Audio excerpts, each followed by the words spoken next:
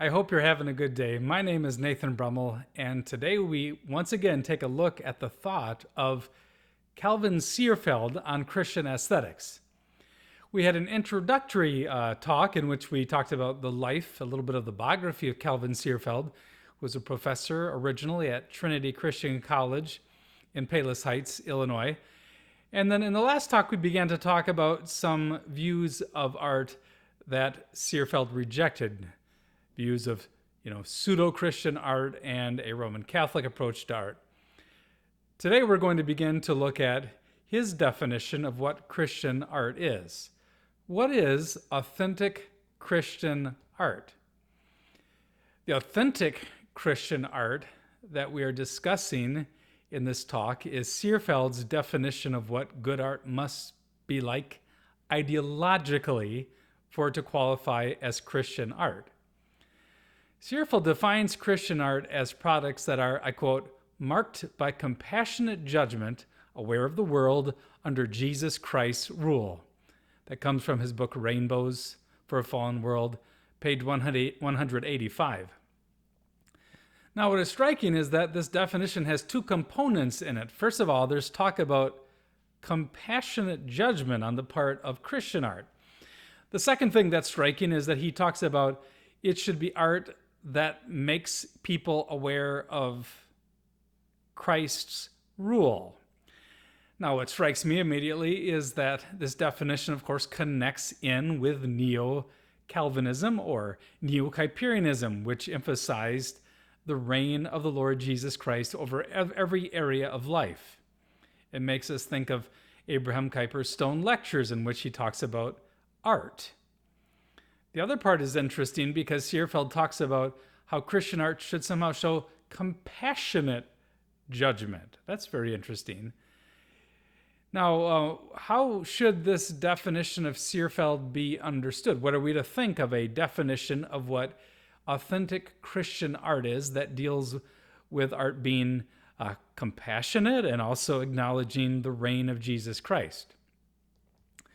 Now, Seerveld seems to be saying that art that is made which involves compassionate judgment and takes account of the fact that Jesus is Lord is somehow genuine Christian art.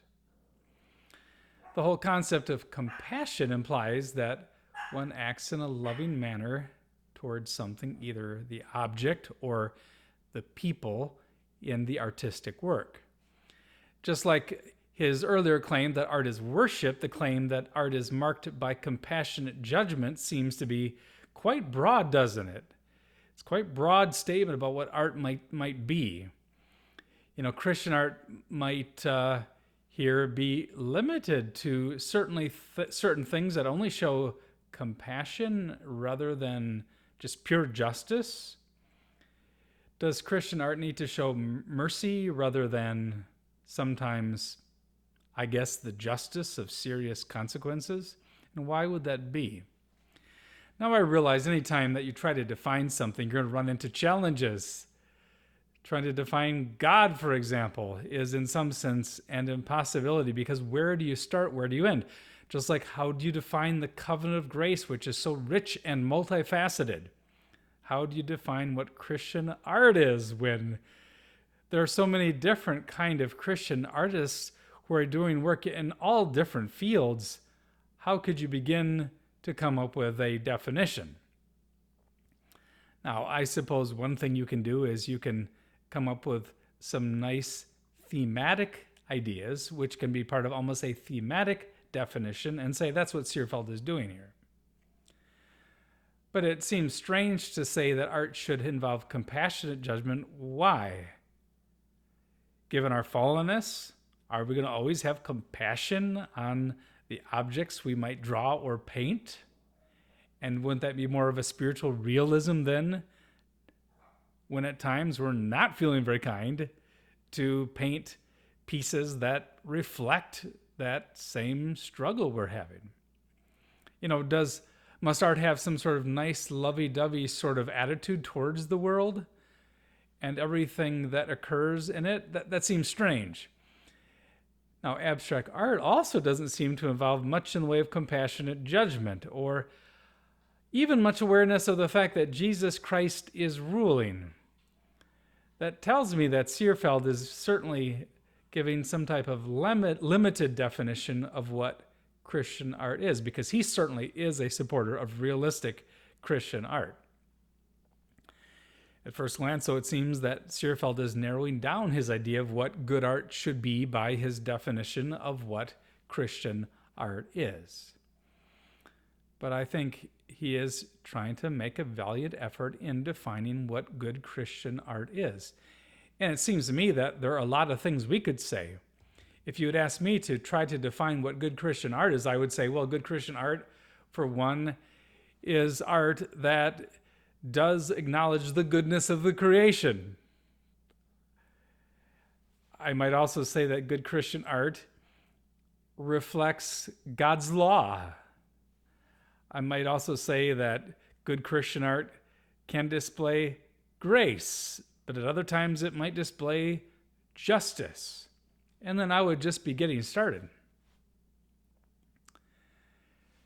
Now, it's true, I think, that our presuppositions affect everything that we do. It makes me think that maybe what we should say is that Christian art is art that is done for the glory of God, whether it is abstract, whether it's something that communicates that Christ is Lord, or whether it's something that communicates that Satan is now the prince of this world in a certain sense. But it certainly is true that art does have presuppositions, and there are ideologies certainly behind everything. There are certain ideas and ideas behind abstract art. But it's not at all clear how individual paintings can possess the attribute of being made with compassionate judgment, or how a piece of art can imply that Christ rules, unless, of course, it's a piece of art that is specifically addressing some matter connected to the reign of Jesus, or if somehow it's a work of art in which you, as the artist, are trying to paint a person who is the object or the subject in a compassionate way. But it seems to me that sometimes, as a Christian artist, you might not want to do that. You might want to paint someone in a way that doesn't show any compassion at all to make some type of point. Now, Seerveld's goal is to promote Christian art, and maybe he doesn't mean to imply that there's not room for abstract art done in such a way that it doesn't communicate compassionate judgment or the rule of Christ.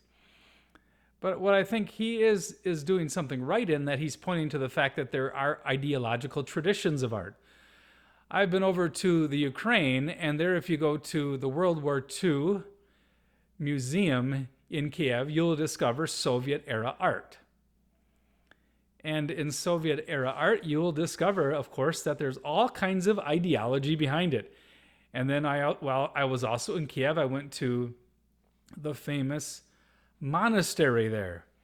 And at the Caves Monastery, you discover that there is also an approach to art on the part of Orthodox Christians in Ukraine and in the Russian sphere. And there is certainly an ideology behind that, an ideology that includes the making of icons and then the kissing of the coffins that contain monks in them and the presentation of these dead monks in these glass-covered coffins. So certainly ideology plays a very crucial role in art. And in some sense, every piece of art has behind it an idea or a conception or an ideology. Now, Seerveld argues that his view of art is a development of John Calvin's view of what the nature of literature should be. Calvin taught that one's writings should be simple in style. Seerveld says, I think that there is good, applicable aesthetic sense to the reformational position, which position is that soberly executed speech and writing best served to edify the faithful. Now that's very interesting, but let's be careful there, because there have been many Christians who have written in some very flowery ways. I even think of Abraham Kuyper and some of his flowery speeches. And so we certainly don't want to say that Christian speech has always needs to be simple and concise, since there is room for flowery language and the Song of Solomon. Now, a Christian art will not be decorative or entertaining because a Christian style will be, says Seerveld, honest, self-effacing, serious in its gaiety, fresh, candid, and confident in its naive immediacy. Now, it's very interesting that he says that. He has these ideas about what the virtues and attributes are of good Christian art. It's very interesting that he mentions things like honesty. But, my response is, don't you think there's a time when a Christian artist might not always be being so honest in his own life, and maybe he's lying in his own life, and maybe his art will reflect that? And in some sense, isn't that honest Christian art? At least it arises from an artist who's a Christian, and it does show the struggles in the life of the Christian. He talks about how it should be serious in its gaiety. But isn't there also room for art that's just plain fun? Does art always have to be serious? And he talks about how it should be confident in its naive immediacy. Now, I think it's great when some art is like that, but to say that that is a definition of Christian art seems to limit it. Now, to begin to understand what Christian art is for Seerveld, namely art marked by compassionate judgment, aware of the world under Jesus Christ's rule, we need to look at an example of this kind of art. And Seerveld picks Rembrandt. He finds Rembrandt as an example of someone who's a great artist and who is translating what Seerveld calls the reformational Christian Weltanschauung into penetrating art. Now, it's fitting that Seerveld picks Rembrandt because Rembrandt, well, of course, was a Dutch artist. Seerveld goes on to explain how Rembrandt did this. He mentions how Rembrandt can illuminate with glorious dignity so mean an object as a slaughtered ox hanging up in a cellar. Now, that is striking to me here. Now, it's true that Rembrandt could do that. He could take a slaughtered ox and he could dignify an object like that. And I suppose one good thing about that is that it's a reminder that all that God has made is good, and he has made steak and beef roast as something that can be enjoyed. And that's all good and true.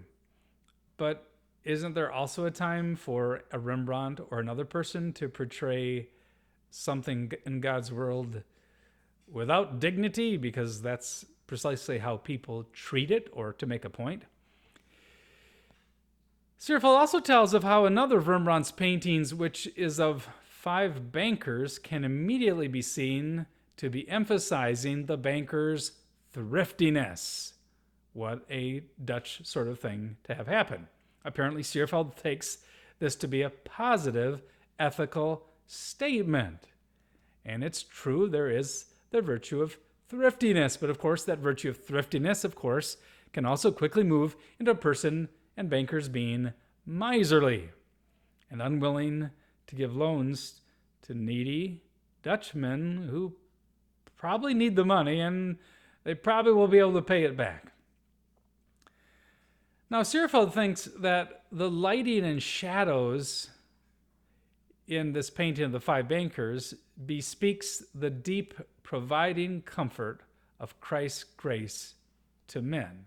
So that's very interesting. Just the shadows and the lighting, he thinks, somehow communicates Christ's grace to men. Now, notice that's a new concept. It's one thing to talk about the reign and rule of Christ, and now notice how I was implying that a definition of good Christian art needs to be quite broad. Notice here he is finding that a painting that somehow reveals Christ's grace is the sort of thing that is good Christian art. And I think that's the way to go. I think we have to take attempts at defining good Christian art with a certain grain of salt, and just see that they're kind of the beginning of saying, well, what is this thing called Christian art? It's almost like we have to say there's a whole family resemblance of things that all are part of what a Christian worldview might lead to in artistic endeavor.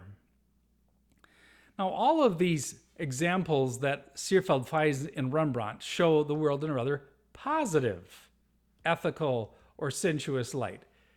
Now, that's interesting. Seerveld's approval of these works as good Christian art seemed to imply that he would also approve of Dutch or Flemish art in the 17th and 18th centuries, when it was famous for its focus on painting common things in a dignified way. It seems plausible to assume that Seerveld's definition of what he thinks Christian art should comes partly from the influence of his Dutch tradition, where common things were painted in an exalted and lovely way. This must be part of what Seerveld means by art marked by compassionate judgment, aware of the world under Jesus Christ's rule. See, that means that you don't limit your art to the sort of things that happen in monasteries or in Rome or in churches, but instead, Christ's rule and reign is recognized in the home of a widow and in the food that the Lord provides on the table of a poor family. A man who just has a simple loaf of bread on his table and a knife to cut it. And probably some cheese too, if it's Dutch. But surely Seerveld doesn't think that art that undignifies and shows ugly things cannot be authentic Christian art. Certainly that can be the case too. One wonders why he does not use any examples here of undignified or ugly art. I think of some art that certainly is not attractive to the eye, but it might be a piece of art that's written as a critique of war, for example. But maybe it's because Seerveld is interested in promoting a positive aesthetic rather than a negative one. He is defining Christian art in a more positive way. Now, one can imagine the difficulties in trying to defend Seerveld's definition of Christian art. It's not clear that other philosophers or even Christian aestheticians would be interested in using this definition. But it does show that Seerveld is saying that there's a certain ideology or agenda that's going to be behind art that is called Christian art. And what he's saying is that when you have, I guess, mature, reformed Christian people who are engaging in art, there are going to be certain themes that are going to play a role in their artistic work, at least at one point or another. But his definition, of course, is quite vague, and it's hard to see how it could be put to practical use given the wide variety of artistic endeavors like making pottery. It seems, too, that every art critic from a Christian perspective who accepted this definition, of course, would probably disagree with and interpret and apply it differently from another person. But nevertheless, I think there's something to it. Part of what Christians will do when they engage in art is that they will show compassionate judgment to God's creatures. In some sense, there will be something about loving the neighbor as yourself, even in one's artistic work. And I think there's even probably more to the story. That yes, Christian art does have to be done in acknowledgement that Jesus Christ is Lord and that he is the creator of all things visible. And so these are some themes that will play a role, as well as divine justice, as well as divine grace. Now here for a few moments we've struggled with, well, how can we define Christian art? In the next segment, we're going to look at the fundamental nature of art, according to Calvin Seerveld.